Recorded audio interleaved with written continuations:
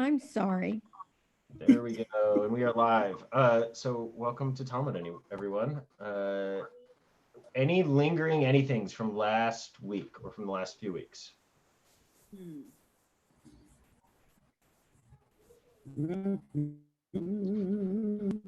So we've been making our way through Brachot, right? We started at the beginning of Brachot, which is this tractate nominally on blessings. But what we've been talking about, and really the main focus of our conversations, has been that the whole innovation of blessings or prayer or all of these things that we tend to think of today in religious terms, actually we have to see it through notions of authenticity and authority within a world where the rabbis don't have it and are trying to establish it. So one of the themes we've been looking at over and over again is that actually one of the ironies is that the later rabbis of the Talmud venerate the early rabbis and assume that they can't be wrong. But the reality is that it is the very later rabbis who actually hold some authority within their communities, as opposed to the early rabbis of the Mishnah, who later come to have this mythology surrounding them, but in reality probably were pretty fringy folk, only speaking to the fringes. In that way, it's like not so different from other similar movements like the Jesus movement, right? Like Jesus during his era doesn't have anywhere near the following or the sort of devotionalism around him as you see afterwards and is later attributed to him during his time. We see the same thing here. Okay, any comments, any thoughts on that before we jump into text? Okay. That's not what I want to do. I want to share screen. I want to share Brachot.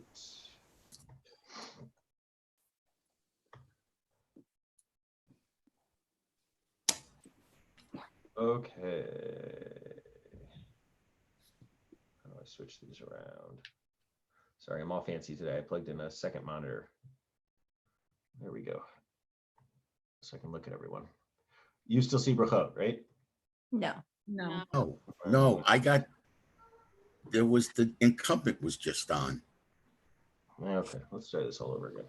Yeah, I had a nice news feed. Yeah. Let's With try this. someone who I don't want to see a news feed from. It's been 2 days without news for me so far. How's this? You see Brachot now? Yes. Yes. Okay. Just a blank page with the title on it. Yeah. Part of my problem here is that I have these two monitors up, but they like Windows thinks they're at the opposite. The one on the right's the one on the left, and I can't. My brain's not good enough to correct for that. Okay, here we go. There we are. So we were going to remember where we stopped last time. I remember that was something we were going to aspirationally work on, was remembering where we stopped. Right. I think I have it. Boy, Danny, you didn't pay attention to me. I told you to write it down. We were on page 14. Page 14. Well done, Toby. Thank you. I don't think we're on page 14. I think at the top of the page.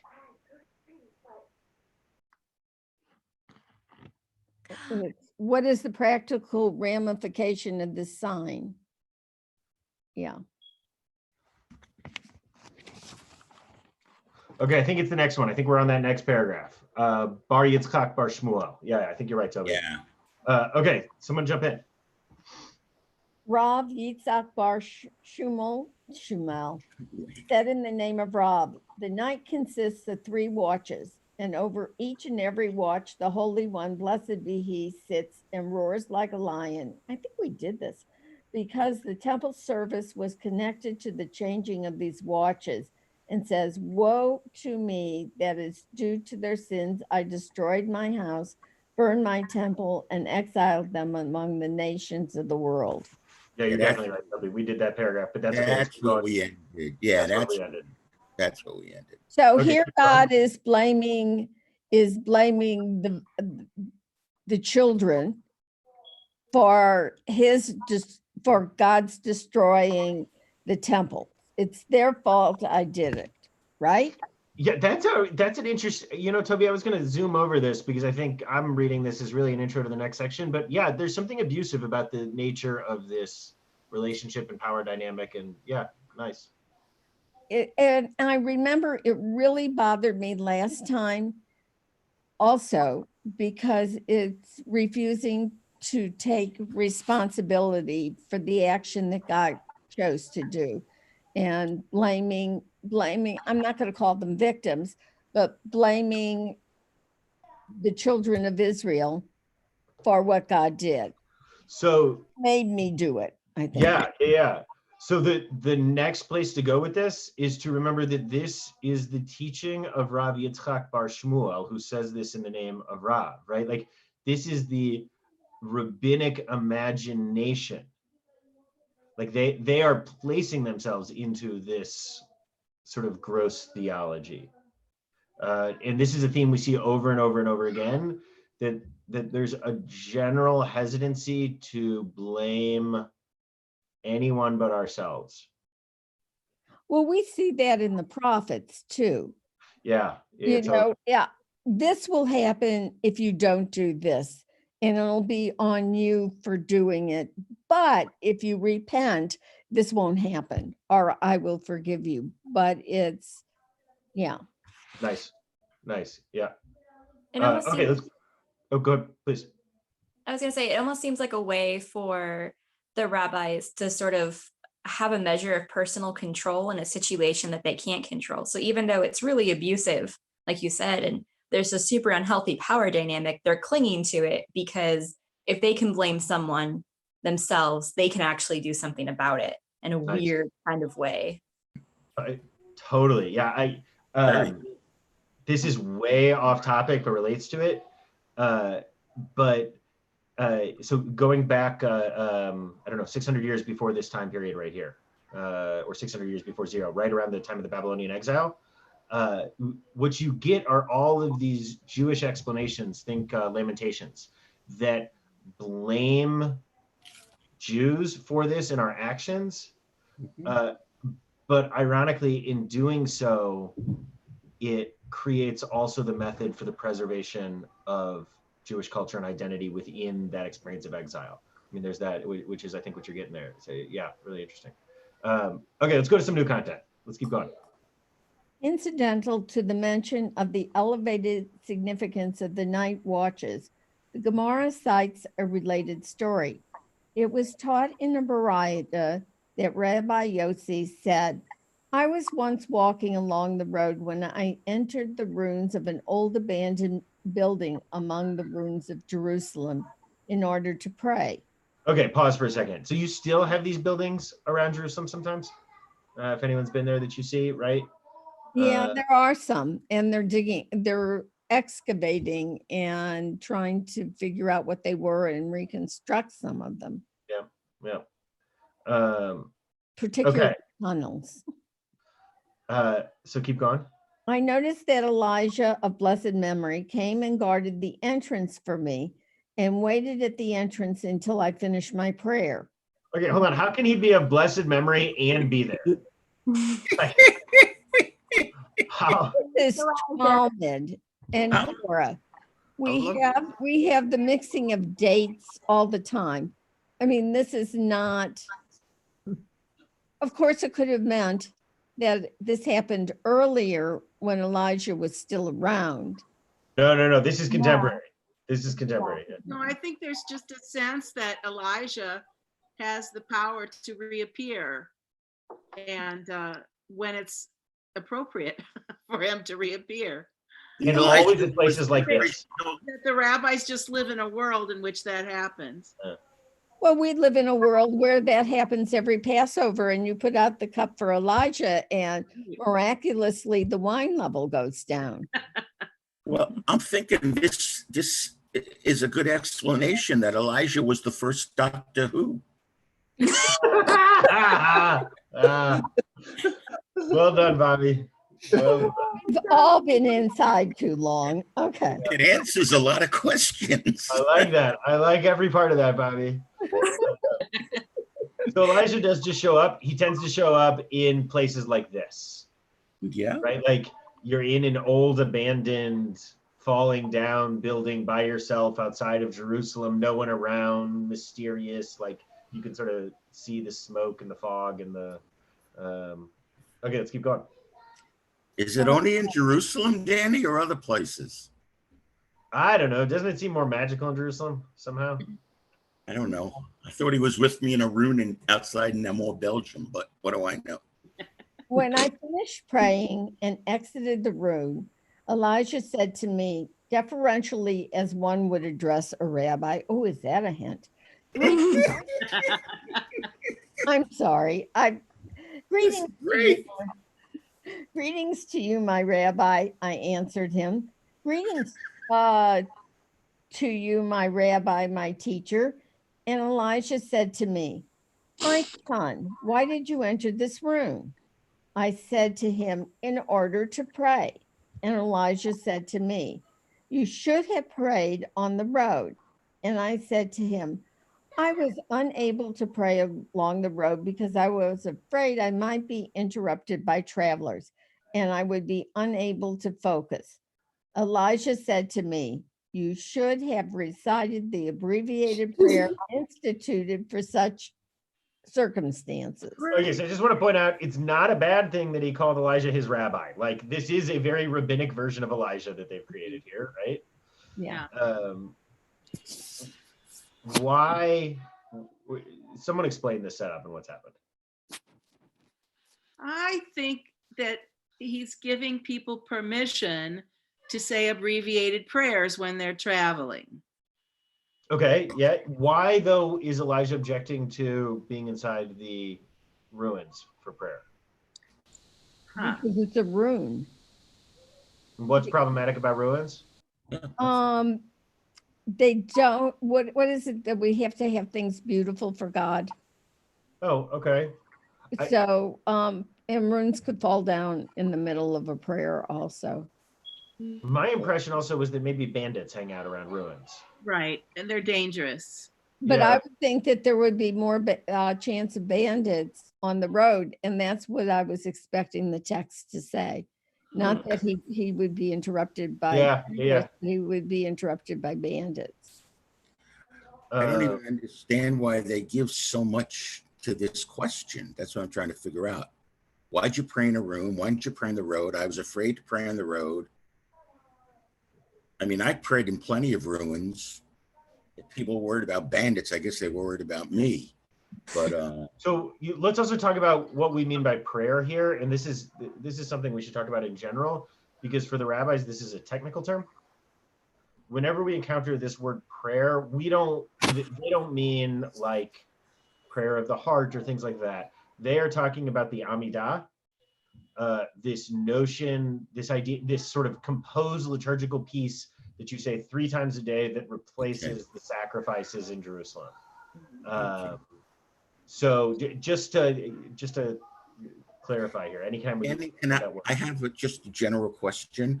Yeah. Does the length of a paragraph dictate its importance, or it makes no difference? Because there aren't actually paragraphs in the Talmud. This is entirely an editorial process by this Koren editors and Steinsaltz to create these paragraphs. But okay, I like the idea of giving them permission to shorten prayers if they're going to be interrupted. And the one time we were in Jerusalem on a Friday night, we had dinner at the kosher hotel. And there were 2 guys who were standing there davening to do the service before they ate.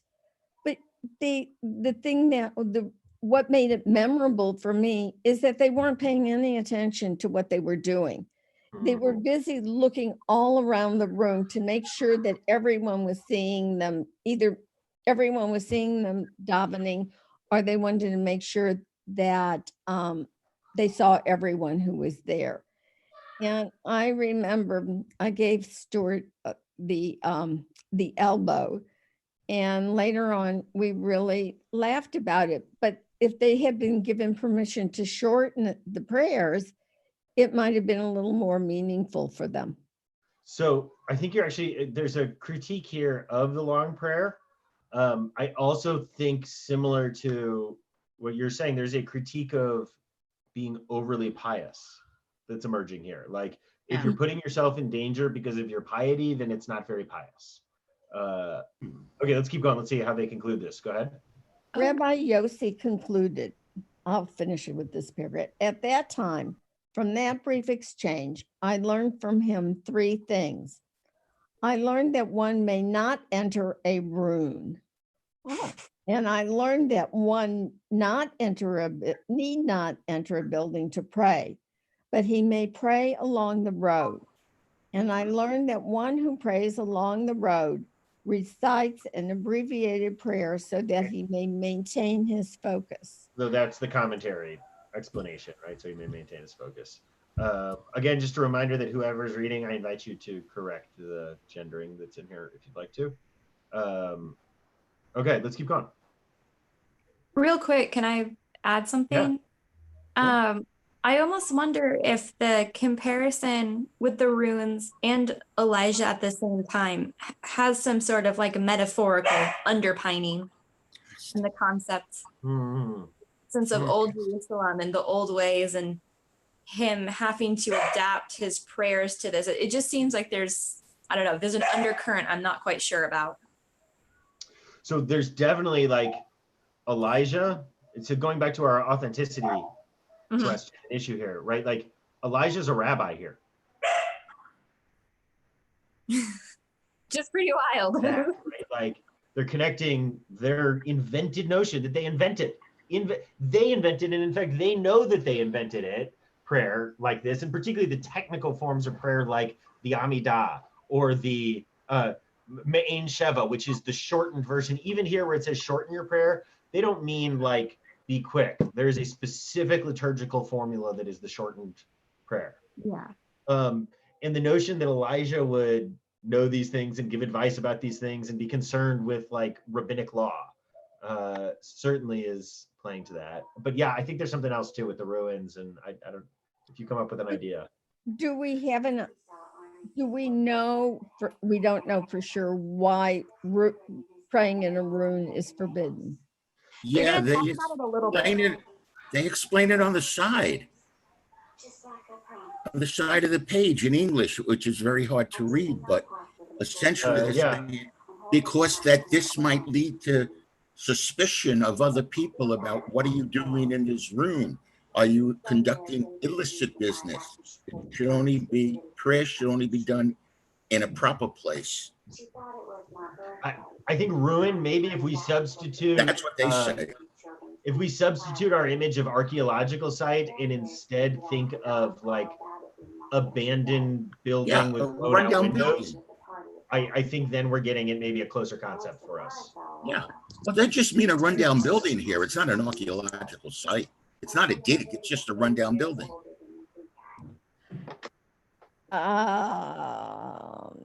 Yeah, but the one above said then if you're in a room in Jerusalem, then you're going to be, instead of praying, you're going to be longing for the temple to be rebuilt, and you become preoccupied with it, and you're thinking more of destruction than you are about prayers in the future. Paul looks like he's going to say something. Yeah, I've got a quick question. I'm kind of curious about the abbreviated prayers. Now, are they, and when you say the Amidah, which is one of the holiest ones, are they skipping prayers in it, or are they just, I don't understand when you say abbreviated.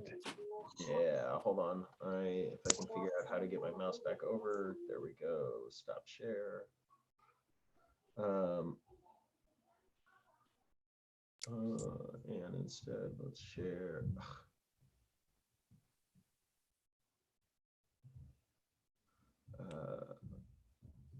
Okay. Paul. Sorry. Yeah. Perfect example. Remember when we do Elenu at the end of a very long service? Right. You're all seeing my Facebook right now, right? And then they jump to the end. That's Sure. an abbreviated prayer. Okay. So here's, where are you? I know that there's a Siddur in here. But what I was saying, Bobby, though, when you do the Amidah, being as holy as can be, I guess, when you're praying to all the sages and everybody. How Just do you speed it up. abbreviate it? I'm sorry. I was just kind of curious, more No, curious than anything. well, the So- Orthodox, they do it in like 60 seconds, man. It's like speed I pray. timed it. It was 58. Let's not give them, I don't see it here, but there is a composed. There's a composed prayer called the Me'en Sheva, which is literally just a shortened Amidah. Okay. I was just It's- curious about that. Paul, it doesn't look that different from the shortened Amidah that you'll find in an Orthodox shul on a Friday night, for instance. Thank you. Okay, any other thoughts before we jump back into brachot? Okay. Here we go. Okay. And after this introduction, someone want to read? After this introduction, Elijah said to me, "What voice did you hear in that ruin?"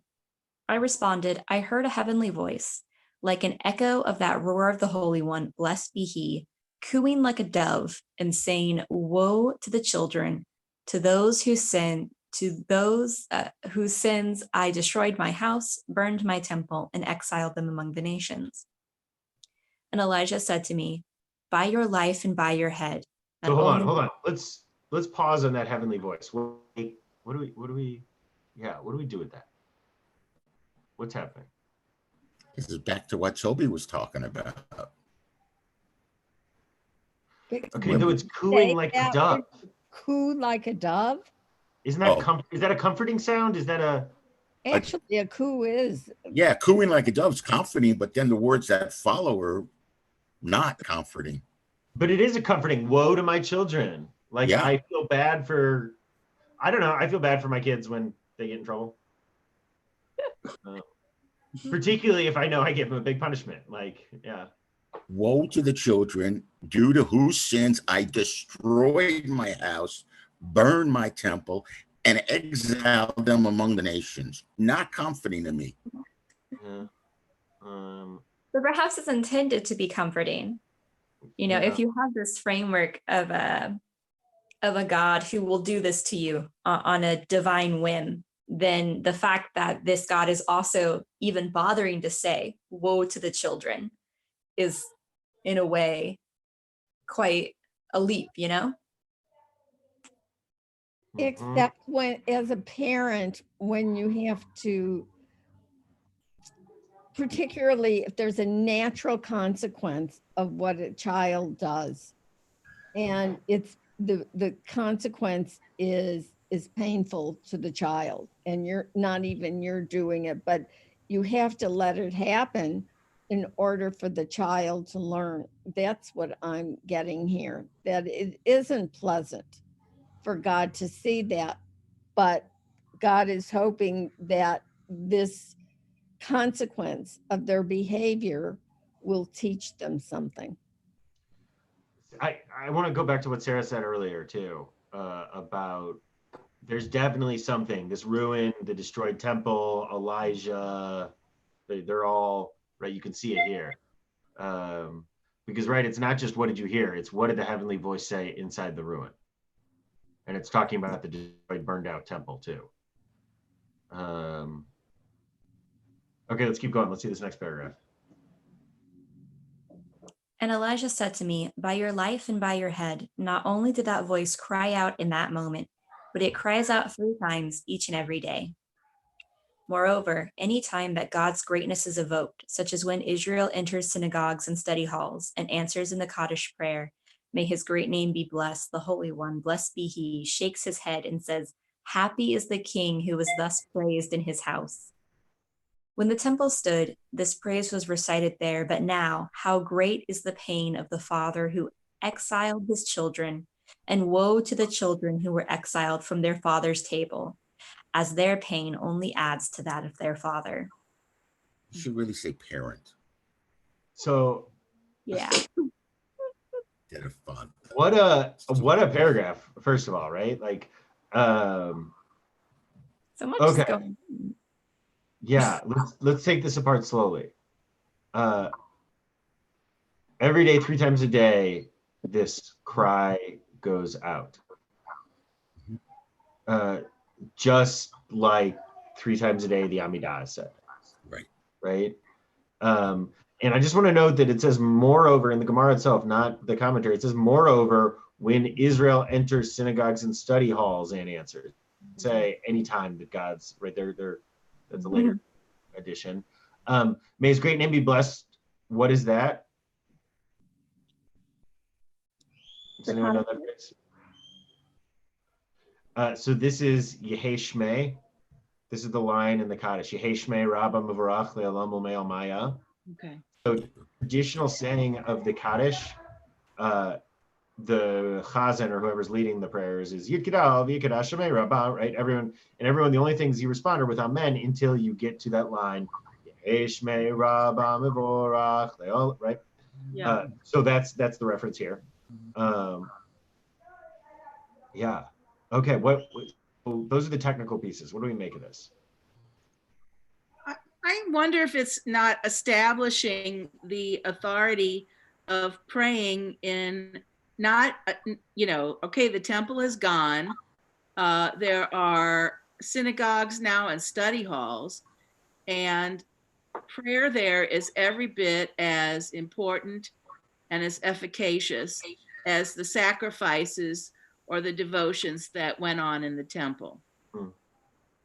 I agree with Renee. Absolutely. I think that there's like this very intentional juxtaposition here that, we go from the divine one cooing, roaring, this woe to the children line to saying, happy is the king who is praised in his house. That's significant. So if it was their actions that cause God sorrow, it's their actions that are causing God joy. Yeah. And it's in this framework that the rabbis have very conveniently provided for the people, like, hey guys, this is how you can do it. Here are the magic words. Well, and Literally. to a mixed message, a mixed response. Yeah. Okay, let's keep going. Go ahead, Sarah. Me, Sarah, or other Sarah? Anyone read? Whoever wants to read. I'll read. Paragraph? Go for it. Who was that? Was that Marshall who said that? Yeah, I have Rabbi Daniel. How are you? We're on. The sages taught for 3 reasons one may not enter a ruin: because of suspicion of prostitution, because the ruin is liable to collapse, and because of demons. Okay, I just want to pause that we're going to get some great demon stories in Brachot. It's one of the things. So get excited. Okay, hold on. So for 3 reasons you can't go in. I always went into ruins. Practical demon advice. Just you wait. Okay, let's keep going. Oh my Lord. 3 separate reasons seem extraneous. So the Gemara asks, why was the reason because of suspicion necessary? Let this, I can't pronounce that word, Hakala? Yeah. Let the halakha, let the legal ruling be derived because of collapse. Right. So I love that we have this great story about demons and things like that. And what's the question that the rabbis ask first? Well, why do you need 3 examples? The rules agree that you always need 3 of everything. There you go. I think the correlation to demons emphasizes this link between the ruins and the past again. It really underscores the fact that we have this liminal space between the sacred and the mundane. I like that. Okay. I guess throwing in the prostitution really underlines this the juxtaposition between the sacred and the profane. Yeah, though you'll be amazed, Bobby. Hang out in Talmud enough, and prostitutes showing up are a pretty frequent occurrence in the Talmud. Never had a prostitute show up in any room I was ever in. Isn't there in Barakot where they have the rules against leaving your tefillin out when you're in the bathroom because a prostitute might steal it? Whoa! Maybe. That's What great. do you do with it? Or he, for that matter? Great. Special pockets. because I guess what they were doing was they were leaving them on a ledge, and they were like, no, a prostitute could take it. So like, I don't remember. I think it was a pocket. I don't remember what Because this when they're at prostitutes, because there's all sorts of stories of rabbis visiting prostitutes. You've seen rabbi prostitute stories, right? The Alicia story, yeah. Okay, let's keep going. We'll do a special series. Could I ask a Yeah. question? I love please. it. Is prostitution used here not in the strict meaning of the word, but as a sort of general term for sort of moral turpitude? That's the way I was taking it. That it's just someone's going to be doing something nasty in there. Yeah, exactly. I took it as prostitution. Okay. Well, it strikes me that, you're in triple danger. You're in moral danger, you're in physical danger, and you're in spiritual danger. Ah. I like that. Spiritual because of the demons, Renee? Yes. Okay. So Renee, one thing to hold on to is Yes. I think we probably are going to be more judgmental of the morality surrounding prostitution than they are in this text. Okay. I'm not. Just a piece to hold on to here that it's not as I think we're probably talking about the danger of like physical danger but I could be wrong. Yeah. Well, I often note in other texts, not just in Torah, but throughout the Tanakh, that often when they're talking about prostitutes, it's not so much that they're against that way of someone making a living. It's they're against the use of it as a kind of ritual, a religious ritual. Yeah, certainly. They don't want it happening in the temple. They don't want, the children of Israel engaging in it as a ritual of religious devotion. So It's super prominent in Assyrian culture, right next door. So exactly. Right. Don't be like those other people. Yep. Mm. And the prostitution in the other cultures was part of the Holiness code. and the ritual of their religion, and that's what they were really against. Exactly. Yeah. That's the point I was. Though by the time you get to the Talmud, you will find some texts that seem to allow for like prostitution as long as the sex worker is Jewish. Oh, whoa. I mean, we've had instances of sex Like workers. a sex guy, in Torah. this guy. Sure, totally. Before we get carried away on this, the succeeding paragraphs, which we haven't read yet, continue this story. So let's keep going. About, Yeah, great. Let's keep going. Okay. Great, Bobby. Marshall, you were reading. Do you feel like keep reading, or you can opt out too? I can read. Just help me pronounce some of the words, please. Yeah, no worries. The Gemara answers this halakha applies even in the case of a new sturdy ruin, where there is no danger of collapse. Therefore, the reason because of suspicion is cited in order to warn one not to enter into a new ruin as well. Okay. So remember the question directly that we're dealing with here is why do we need 3 examples? And you need 1 because maybe it's a sturdy ruin and you'd say I could go there. Okay, let's keep going. The Gemara continues to object and let this halakha. Halakha, yeah. halakha be derived because of demons. The Gemara answers, demons are only a threat to individuals, so because of demons would not apply to a case where 2 people enter a ruin together. Okay, so there you go. I told you, you're going to get practical demon advice today in Brachot. Okay. I have such trouble with Jews and demons. Yeah. It seems so un-Jewish for some reason. Yeah. Well, isn't it a Hellenistic? Sorry. No, continue, Sarah. Isn't it a Hellenistic influence that we see like all of these stories pop up around demons and angels, like after we see, like looking at like the timeline, like after there's Greek influence, we see all of a sudden like this emphasis on angels in the Greek sense and demons. Ah. I had a professor who made that case once and I was like, interesting. And I don't know enough about yeah. I mean, like you get classical angels, right? There's all sorts of angels in the Torah, messengers. These characters. I mean, right? Israel wrestles with them, but They're really yeah, different. they're really different, and you start getting real angelology, like in the Dead Sea Scrolls. Wait, you said angel? Demons aren't angels, are they? No. No. They're- So Demons tend to be with physical geography. but you just said angelography. So angelology, like angel, Yeah. lots of angels. They're into angels. It's just a technical term. It's not. Yeah, sorry. But are demons juxtaposed with angels? So demons tend to be associated with place, with location, and with geography. Think about Azazel, the story around Yom Kippur that you send out the goat to each of them, right? Yeah. Azazel is a direction, pretty clearly, Yeah. an area.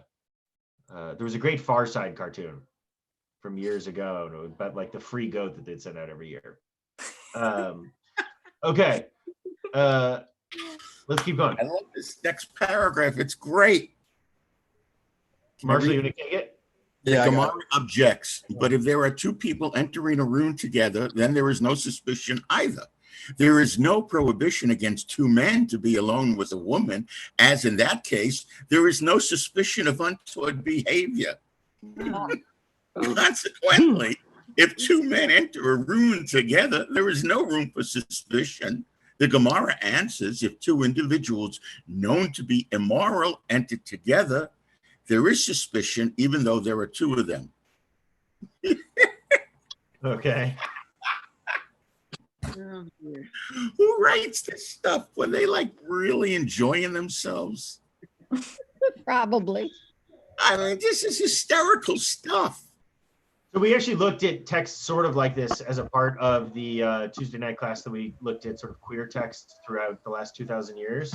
Because there's all sorts of texts like that. It sound like this. This is not quite there, but yeah. The Gemara Keep going. Yeah. the Gemara considers why, because of collapse, is necessary. The Gemara considers why, because of collapse is it's not even grammatical. Let the prohibition be derived from suspicion and demons. The Gemara responds, there are times when this reason is necessary. For example, when two upstanding individuals enter a room together. Although there is neither concern of suspicion nor of demons, there remains concern lest the ruin collapse. But this is fun. Yeah, but what if it's two upright people in a recent ruin? Excellent, excellent. I'm sure we're going there. I'm sure we're going there. Okay. Well, the Gemara considers the third reason because of demons. Why is it necessary to include because of demons?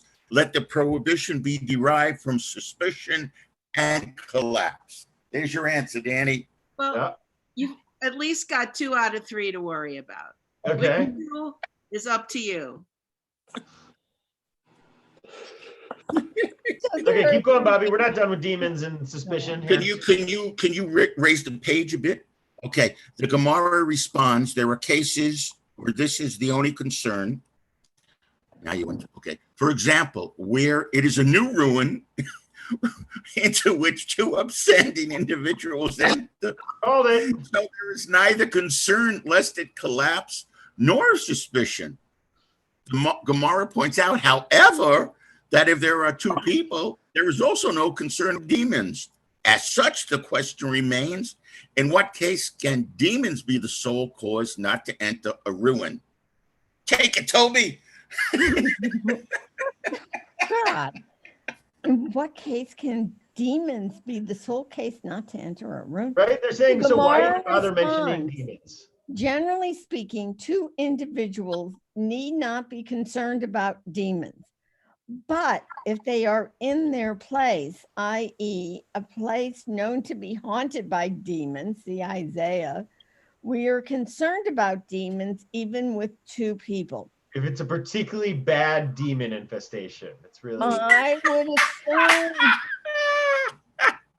would assume there is a demon infestation.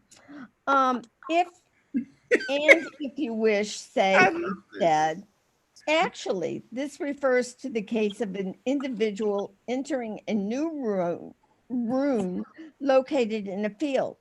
There's no suspicion, as finding a woman in the field is uncommon.